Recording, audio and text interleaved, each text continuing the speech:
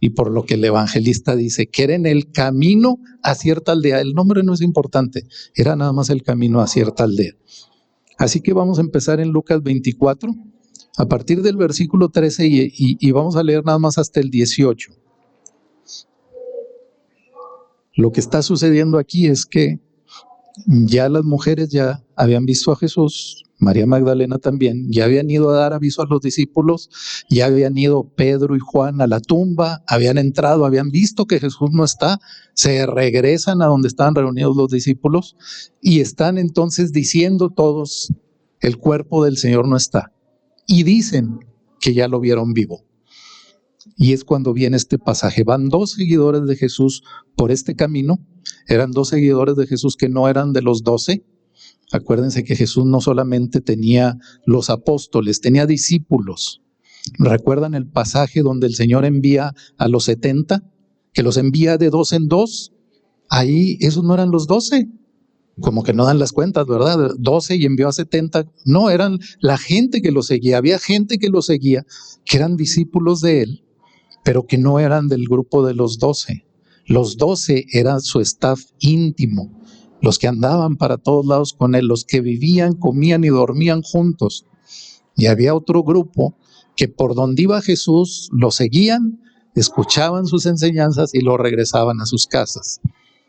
Era así como nosotros que venimos los domingos, todos discípulos, ¿verdad? Venimos los domingos a aprender del Señor y ahorita vamos a regresar a nuestra casa. Así eran estos dos que van por el camino de Emaús. Y dice a partir del versículo 13, y he aquí, dos de ellos iban el mismo día a una aldea llamada Emaús, que estaba a 70 estadios de Jerusalén, e iban hablando entre sí de todas aquellas cosas que habían acontecido. Sucedió que mientras hablaban y discutían entre sí, Jesús mismo se acercó y caminaba con ellos. Mas los ojos de ellos estaban velados, para que no le conociesen. Y les dijo, ¿qué pláticas son estas que tenéis entre vosotros mientras camináis? ¿Y por qué estáis tristes? Respondió uno de ellos, que se llamaba Cleofas. Le dijo, ¿eres tú el único forastero en Jerusalén, que no has sabido las cosas que en ella han acontecido en estos días? En el inicio del pasaje, es el mismo día de la resurrección, es el mismo día donde les dije todos los acontecimientos que les acabo de mencionar, de las mujeres, de Pedro y de Juan.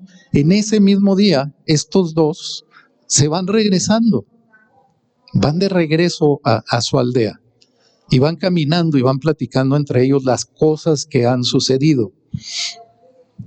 Y podemos ver que era notorio que estaban tristes.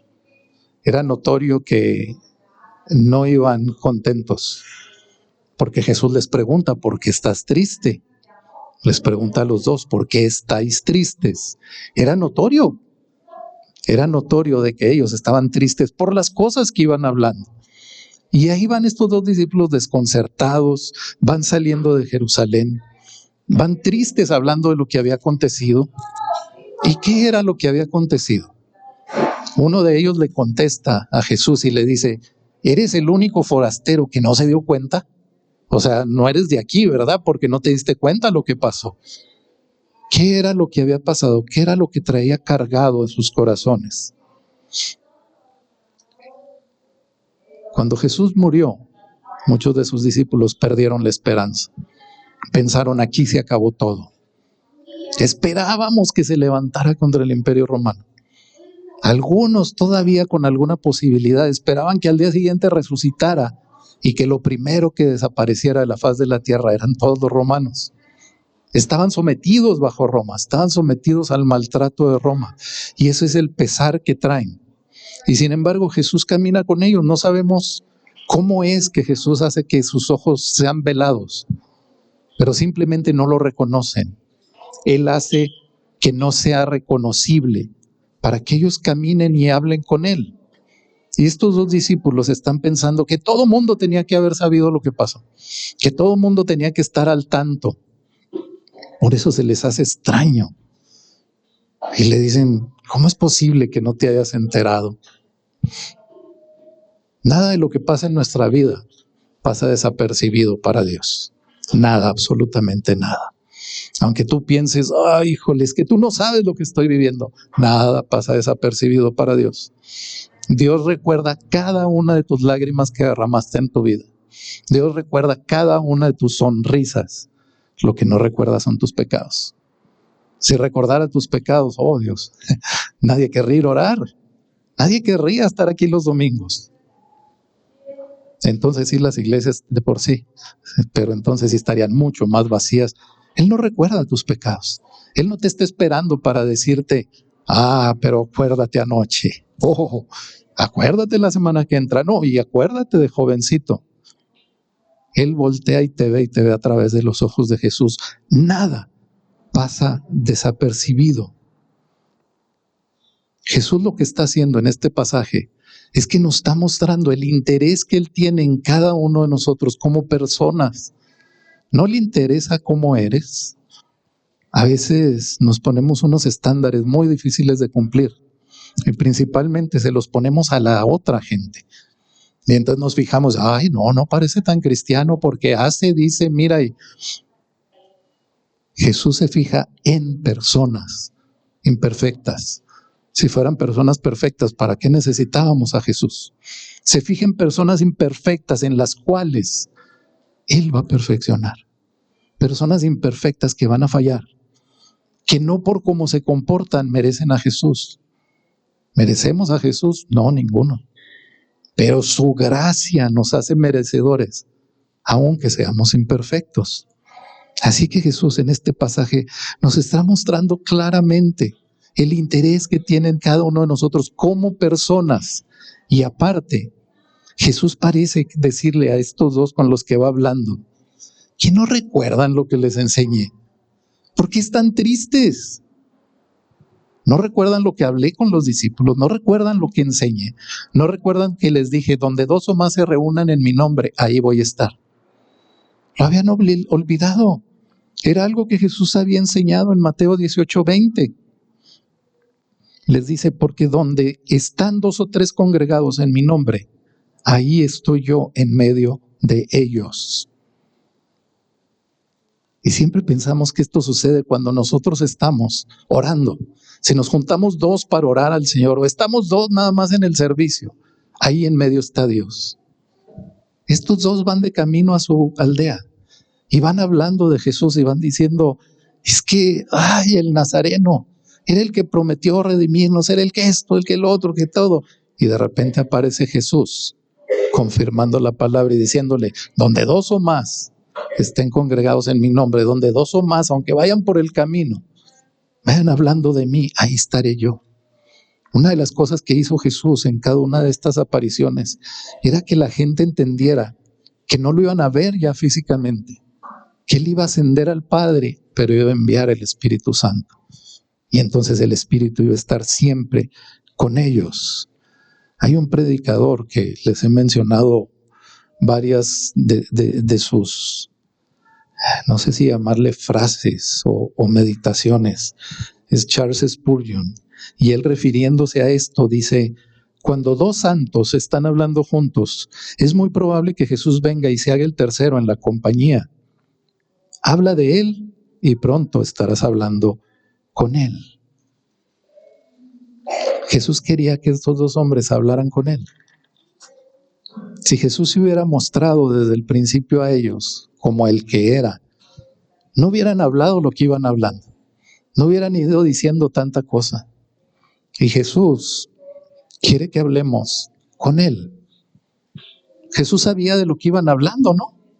Jesús no tenía que preguntarles, ¿qué son estas cosas que vienen hablando? Él ya lo sabía.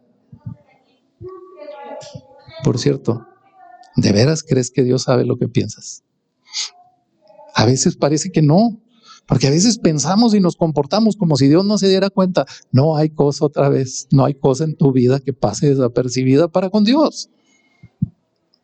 A veces abusamos de la gracia y como sabemos que Dios no lleva una cuenta de tachitas, que va diciendo otra tachita para Arturo, otra más, déjalo que venga en oración y mírale, ninguna la apunta.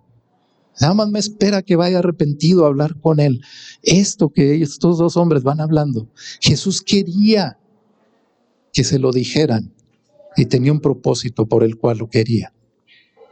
Vamos a ver Lucas 29 ahora a partir del 19 y vamos a leer hasta el 24.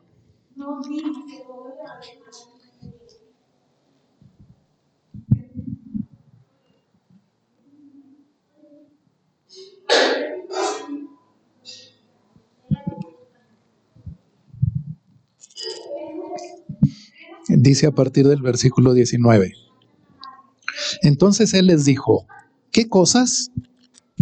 Y ellos le dijeron, de Jesús Nazareno, que fue varón profeta, poderoso en obra y en palabra delante de Dios y de todo el pueblo. Y cómo le entregaron los sacerdotes y nuestros gobernantes a sentencia de muerte y le crucificaron. Pero nosotros esperábamos que él era el que había de redimir a Israel. Y ahora, además de todo esto, hoy es ya el tercer día que esto ha acontecido. Aunque también nos han asombrado unas mujeres de entre nosotros, las que antes del día fueron al sepulcro, y como no hallaron su cuerpo, vinieron diciendo que también habían visto visión de ángeles, quienes dijeron que él vive.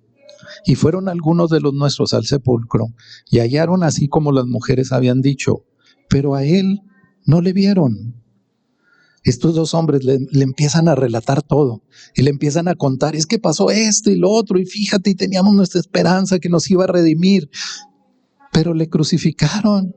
Y luego ya es el tercer día de que esto pasó, o sea, ya la esperanza va desapareciendo. Jesús lo que hace es que estos dos hombres les pongan lo que esté en su corazón, saquen lo que traen ahí y se lo digan. Que sea revelado lo que había en sus corazones. Y lo que estos dos hombres hablan es muy importante. Dios quiere que nosotros le hablemos de nuestro corazón, pero no lo quiere para saber lo que hay en tu corazón. Dios quiere para que tú sepas lo que hay en tu corazón. Él ya lo sabe. Él lo sabe de antemano, pero nosotros no. Dices, ¿cómo es eso cierto? Porque vivo igual que tú. Respiro igual que tú. No peco igual que tú. No porque no peque, sino porque cada uno pecamos. Algunos más. Y a algunos les encanta el pecado. Y a otros no, luchamos con el pecado. Y nos señalan y nos dicen, ¿eres cristiano y pecas? Sí, es una vergüenza que me señalen así. Pero sigue pecando mi carne. Y Jesús quería que estos dos hombres le abrieran su corazón y le revelaran lo que estaba ahí. Que le dijeran qué era lo que estaban pasando. Dios lo que quiere en realidad es que te des cuenta que Él todo lo sabe. Sabe tus necesidades, sabe tus anhelos, sabe tus problemas. Pero quiere que tú estés consciente de lo que representan esos problemas delante de Él. No delante de tu vista, no delante de tu parecer, sino delante de su presencia.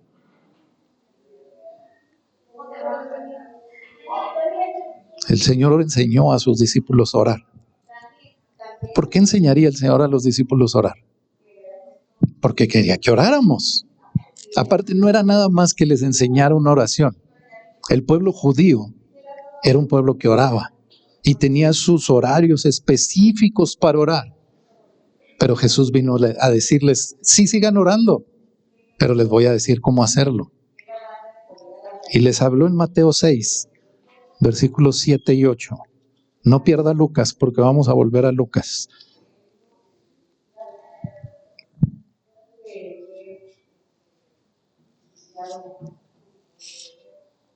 Dice Mateo 6, versículos 7 y 8. Les dice, y orando, no uséis vanas repeticiones como los gentiles que piensan que por su palabrería serán oídos. No os hagáis pues semejante a ellos, porque vuestro Padre sabe de qué cosas tenéis necesidad antes de que vosotros le pidáis.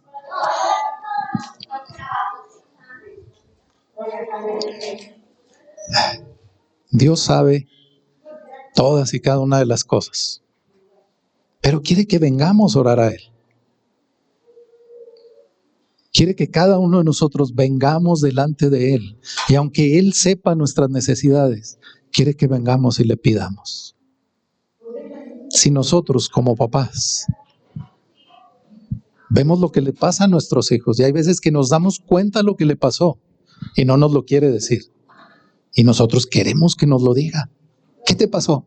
Nada. ¿Te hicieron algo en la escuela? No. Pero nosotros queremos oírlo y queremos que nos lo diga para sanar su corazón, para poder ayudarlo. Dios quiere que vengas delante de Él porque Él es tu única opción.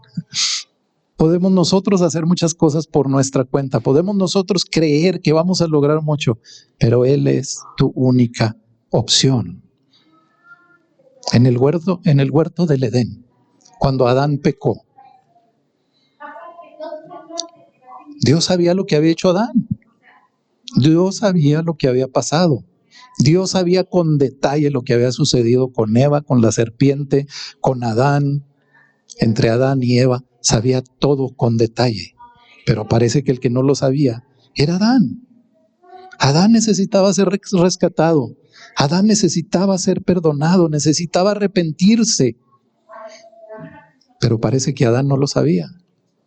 Dios viene de manera misericordiosa con Adán para escucharlo. Adán lo único que tenía que hacerse era acercarse a Dios arrepentido, con arrepentimiento, porque Dios ya lo sabía.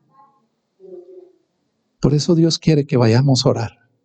Por eso Dios quiere que vayamos delante de Él. Cuando nosotros vamos delante de Dios, podemos darnos cuenta quién es Él, pero más quiénes somos nosotros. Y cuando nos damos cuenta quiénes somos nosotros, nos damos cuenta cuánto necesitamos de Él.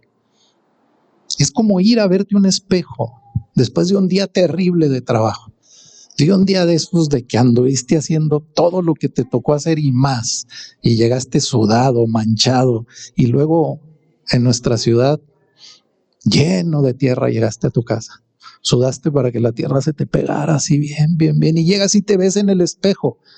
Y tú dices, no llegué tan mal, pero cuando te ves en el espejo dices, no, sí, al agua porque esto viene pero sí mal. Eso nos pasa cuando vamos delante de Dios. Vemos la realidad de quiénes somos. Y vemos el pecado, cómo se ve delante de Dios. Jesús lo que quería en estos hombres era irlos preparando, que dijeran lo que ellos traían. Y ellos hablan.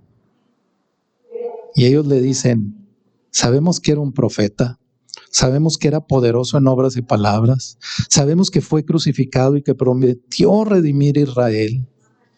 También hemos oído que resucitó de los muertos. Oímos a las mujeres decirlo. Oímos decir que la tumba está vacía. Oímos decir que está vivo. Jesús quería de esos discípulos lo mismo que quiere hoy de nosotros. Jesús quiere que vengas a Él arrepentido y que creas sin haber visto. Estos discípulos ya lo sabían todo. Ellos sabían que era un profeta. Sabían lo que pasó a este profeta y de aparte dice que era poderoso y que fue crucificado y que prometió redimir a Israel. Todo eso no lo dijo Jesús, se lo dijeron los discípulos que van caminando por el camino. Y Jesús, sabiendo lo que había en sus corazones, quería oírlo para saber qué pensaban ellos y se dieran cuenta. ¿Qué significan todas estas cosas? ¿Qué significa que ellos hayan sabido que era un profeta? Que aparte había sido poderoso en obras y palabras. ¿Qué significa que ellos sabían que había sido crucificado y que ahora estaba vivo? Jesús está empezando a abrirles los ojos para que entendieran todo eso que ellos habían dicho. Todas esas cosas era lo que la Escritura hablaba, que iba a vivir el Mesías. Eso es lo que prometía la Escritura. Prometía que iba a morir, prometía que iba a sufrir, prometía que iba a ser entregado, que iba a ser maltratado, que iba a ser colgado en un madero y que iba a ser muerto por crucifixión. Y todavía estos discípulos le ponen la cerecita al pastel, le dicen todas estas cosas y le dicen aparte, y por cierto, vinieron algunos de los nuestros, refiriéndose a los discípulos que habían ido a la tumba, a los apóstoles. Dice, vinieron unos de los nuestros y pues bueno, dicen que está vacío el sepulcro, pero pues no le vieron. Así como diciendo, pues no podemos creer. Dice el Señor, bienaventurado aquel que sin ver creyó. No quieran muestras de Dios. No quieran milagros y prodigios para creer. Cree sin ver. Y en ocasiones queremos creer y empezar a ver. Pues sí, eso es parte de la Escritura, pero Dios no te va a dar algo para que tú creas. Tú tienes que creer en Jesús como el Mesías. Tienes que entender que Él es el Salvador y después vas a ver muchas cosas pasar. Muchas. Ellos aquí, la duda que tienen es qué pasó con el cuerpo. El cuerpo no está en el sepulcro, pero nadie lo vio. Fueron Pedro y Juan y no lo han visto resucitado. Entonces a lo mejor es cierto eso que dicen los romanos, los sacerdotes, de que se robaron el cuerpo. Puede ser que no haya resucitado. Están tristes, están decaídos, se sienten mal, están perdiendo la esperanza y aparte, se olvidaron todo lo que han aprendido.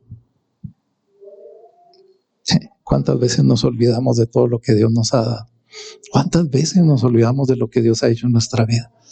Y pensamos, Dios, es que no, es el aguafiestas. Y te olvidas de toda la gracia de Dios.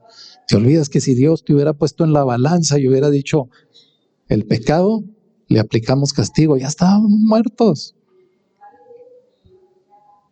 El Señor estaba buscando que estos hombres entendieran algo. Lucas 24, del 25 al 27. Y Jesús les habla fuerte. Dice, entonces, Él les dijo, oh insensatos y tardos de corazón para creer todo lo que los profetas han dicho. ¿No era necesario que el Cristo padeciera estas cosas y que entrara en su gloria? Y comenzando desde Moisés y siguiendo por todos los profetas, les declaraba en todas las escrituras lo que de Él decían. ¿Qué significa insensatos? ¿Por qué los llama Jesús insensatos? No los estaba ofendiendo, estaba reconociéndoles sus cualidades. Porque insensato es una persona no sabia, es un necio que carece de sentido, carece de entendimiento, alguien que no entiende. Y les llama insensatos de corazón para creer. El Señor les está diciendo, el problema no está en su mente, está en su corazón. Ustedes están oyendo, escucharon la palabra y no han creído porque no han visto al resucitado. Están esperando ver al resucitado nada más para que puedan creer. Por eso les dice, no está escrito, no se dijo del Mesías que tenía que sufrir, que tenía que padecer para poder entrar en su gloria. Sí, sí estaba escrito. Y entonces dice la Escritura que comienza uno de los más grandes y completos estudios bíblicos, porque dice que empezando por Moisés, Moisés representa, en la Escritura, Moisés representa la ley. Los 5 libros de Moisés son conocidos en la Biblia de los judíos, son conocidos como la ley, y lo que sigue son los profetas. Dividen ellos el Antiguo Testamento en 3, en la ley, los profetas y los libros poéticos. La estructura que nosotros tenemos en nuestra Biblia es la estructura del mundo occidental, que está separado ahí libro por libro, y luego vienen los salmos, vienen proverbios, vienen profetas mayores, profetas. Esa es una clasificación posterior. La Biblia judía tiene la ley, los profetas y los libros poéticos. Y aquí dice que Jesús entonces empieza a declararles. Y yo sé que esa palabra a algunos nos suena fuerte, porque hay gente que dice que declare en el Señor y otros dicen que no declares en el Señor. Aquí lo que está hablando esta escritura, declarar, significa traducir, significa agarrar un texto y enseñarte ese texto aunque esté en otro idioma, aunque esté en algún idioma que tú no entiendas. Yo te lo declaro, si yo te lo traduzco, te lo enseño en una forma que lo puedas entender. Eso es lo que hace Jesús con estos discípulos. Les declara las escrituras con el mismo texto. Jesús no se va a decirles, mira, yo voy a hacer ahorita un milagro. Jesús se va al texto y les dice, mira, esto es lo que estaba escrito, pero tú no lo has entendido, entonces te lo voy a explicar. Les empieza a explicar en cada parte de la escritura donde hablaba de él, diciéndoles, aquí habla del Mesías, y aquí Moisés se refiere al Mesías, y aquí en Isaías está el Mesías, y en Zacarías esta profecía es para el Mesías, y en el libro de Daniel, aquí está el Mesías. Todo el Antiguo Testamento fue escrito nada más para apuntar a Jesús como Mesías. Y el Señor se lo revela a estos dos discípulos, a estos dos insensatos que no pueden creer. Qué precioso es el Señor. Me siento bien cuando no entiendo la escritura. Me siento como estos insensatos. Pero me siento bien porque Dios me la explica. Porque yo no la puedo entender. No se trata de conocimiento. Si tú vas a la escritura a leer y querer aprender puro conocimiento, y no se me confundan, estamos hablando de que leer la escritura no es bueno, es necesario, es prioridad, es lo más importante junto con la oración y junto con nuestro tiempo íntimo con Dios. Así es que cuando vas a leer la escritura, no la leas con tu entendimiento. Busca que Él te la revele. Busca entender estos versículos, busca entender que Él te vaya diciendo quién es Jesús. Toda la escritura fue escrita para eso. Juan 20:31 dice que Jesús hizo más cosas que no están escritas en el libro. Dice, pero todas fueron escritas para que crean que Jesús es el Mesías. Ese es el centro de nuestra fe. Ese es el centro donde estamos basados los cristianos. Si tú no crees que Jesús es el Mesías, tú andas en una secta diferente, en una secta rara. Podemos decir, no, es que Jesús, si tú no crees que Jesús es el Mesías y es tu Salvador y vives conforme a eso, no estás creyendo. Así que Jesús toma a estos dos y les enseña y les abre los ojos y les explica la escritura. ¡Wow! Emocionante, ¿no? O nomás yo me emocioné. Les explica a detalle la escritura y les señala en cada escritura lo que está hablando de Él. Y lo que sucede enseguida, ¡wow! Vamos a ver ahora a partir del versículo 28 hasta el versículo 35. Lucas 24, 28 al 35.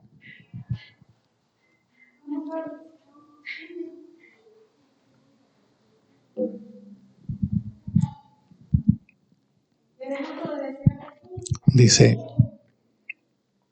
llegaron a la aldea donde iban, y él hizo como que iba más lejos, mas ellos le obligaron a quedarse diciendo, quédate con nosotros, porque se hace tarde y el día ya ha declinado. Entró pues a quedarse con ellos, y aconteció que estando sentados con ellos a la mesa, tomó el pan y lo bendijo, lo partió y les dio. Entonces les fueron abiertos los ojos y le reconocieron, mas él se desapareció de su vista. Y se decían el uno al otro, ¿no ardía nuestro corazón en nosotros mientras nos hablaba en el camino y cuando nos abría las escrituras? Y levantándose en la misma hora, volvieron a Jerusalén y hallaron a los 11 reunidos y a los que estaban con ellos, que decían, ha resucitado el Señor verdaderamente y ha aparecido a Simón. Entonces ellos contaban las cosas que les habían acontecido en el camino y cómo le habían reconocido al partir el pan. A estos dos discípulos, aunque el Señor les habló fuerte, se les fue el camino rápido. caminando con el Señor y hablando con Él y explicándole lo que creían, y luego el Señor enseñándoles la Escritura, hasta que de repente llegaron a la aldea donde iban. Llegaron a su destino, pero llegaron ya en la tarde. Llegando ya en la tarde, Jesús hace como que Él va a seguir de camino, y estos dos varones le dicen, no, quédate porque ya es tarde, ya cayó el día. Y una de las cosas que hacían, las ciudades que tenían muros alrededor, los muros se cerraban por la tarde. Nadie podía entrar a la ciudad de noche ni salir. Así es que en las noches los que llegaban a la ciudad buscaban una posada, buscaban dónde quedarse porque ya no iban a poder salir. Era por protección. Estos dos van llegando a la aldea y ven que está oscureciendo y le dicen, no te vayas porque ya cayó el día. Quédate con nosotros. Pero casi me suena como que ellos lo hicieron así como que, quédate por favor. No te vayas después de lo que nos enseñaste. No nos dejes, síguenos platicando de esto, síguenos enseñando todo esto que estás enseñando y quédate. Y dice que sí, el Señor se quedó con ellos. ¿Y cómo fue que lo reconocieron? ¿Por la forma de partir el pan? No creo. Porque dice que lo reconocieron cuando se sentaron a la mesa y el Señor partió el pan. Pero no creo que haya sido por la forma de partir el pan. Una de las cosas que puede ser, pero que la Escritura no lo aclara, es que ¿con qué partió el pan el Señor? Con sus manos. Y en sus manos estaban las marcas de la crucifixión todavía. Ahí estaban las huellas, estaban las heridas. Y entonces lo pudieron reconocer, no porque no hayan visto las heridas, sino porque el Señor no quiso que las vieran hasta ese momento. Y entonces lo vieron y lo reconocieron, y les dice, entonces les fueron abiertos los ojos y le reconocieron, mas él se desapareció de su vista. ¡Wow! Se cumplió el propósito, logró el Señor lo que iba a hacer, les enseñó lo que les iba a enseñar y se desapareció. ¿Y qué hicieron estos dos discípulos? Híjole, ojalá se hubiera quedado el Señor otro rato, hombre. Ay, cómo se fue. No. ¿Qué les acabo de decir que no hacían cuando llegaban a una ciudad en la noche? Ya no salían. No iban a volver a salir al camino porque era de noche. Y estos dos, aquí dice, no ardía nuestro corazón en nosotros mientras nos hablaba en el camino y cuando nos abrió las Escrituras, y levantándose en la misma hora, volvieron a Jerusalén. En ese mismo momento se regresaron a Jerusalén buscando a los discípulos para ir y decirles, esto es lo que acabamos de ver. Acabamos de encontrar al Señor y cuando partió el pan lo reconocimos, lo vimos, lo hemos visto. ¿Dónde es donde vas a conocer de verdad al Señor? En la intimidad. Cuando estés lo suficientemente cerca de Dios. En esta semana estaba platicando con una persona que tiene un problema fuerte. Y esta persona me decía que le pide a Dios. Ay, es que le pido a Dios y a veces le digo, ay, te pasas. Me digo, ¿cómo que ahí te pasas? Esta persona no conoce al Señor. Y no lo digo porque no viene a la iglesia o porque no va a ninguna otra iglesia. A ninguna. No va a ninguna iglesia. Lo digo porque no está íntimamente con Dios. Porque se nota que no lo conoce, porque si lo conociera, lo hubiera reconocido. Sabría quién es y su confianza estaría completamente en Él. ¿Qué les provocó a estos discípulos esta revelación que Jesús les dio? Les provocó regresarse atrás. Les provocó dejar lo que estaban haciendo. Les provocó no seguir en lo que ellos pensaban hacer.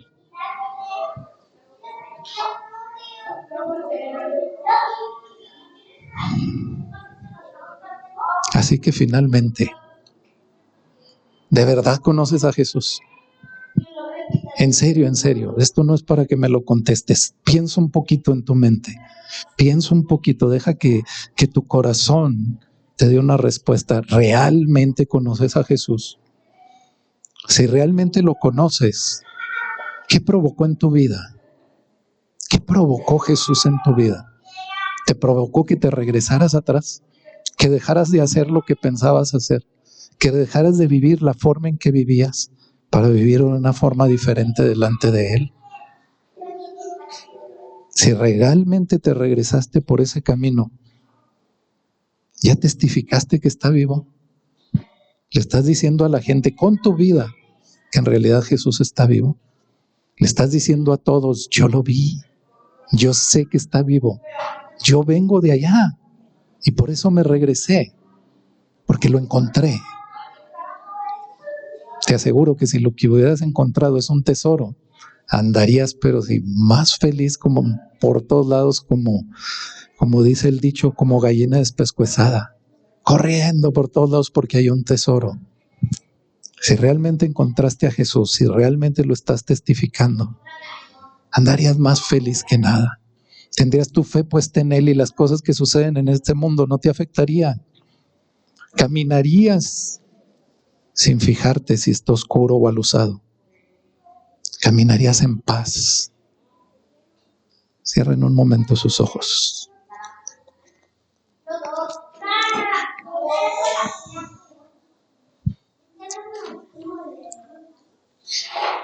Y piensa realmente de qué manera conoces a Jesús. Piensa si realmente Jesús es tu Salvador, si realmente crees que es el Mesías, si vives una vida para Él o simplemente nada más respiras y vives. Piensa si algún día has tenido la oportunidad de conocerlo y la dejaste pasar. Piensa si algún día le conociste y ahora vives, pero no parece que lo hayas conocido. O piensa si realmente algún día, después de haberle conocido, has dejado de hacer cosas que en realidad dañaban tu vida, que en realidad no le agradaban a Él y que ahora por conocerlo a Él ya no estás dispuesto a hacerlas. Piénsalo. Piénsalo porque esto es algo importante. Es más importante que todo lo que tendrías que hacer el día de hoy. Esto es simplemente lo que te puede dar vida. Y sabes, no tienes que hacer nada, no tienes que decirme algo a mí o decirle algo a alguien más. Tienes que decírselo a Él. Tienes que decirle si le has fallado, si has estado pecando, si has podido hacer más por Él y no lo has querido hacer, si le has ofendido y si de verdad estás arrepentido. Habla con Él. Habla con Él y pídele perdón.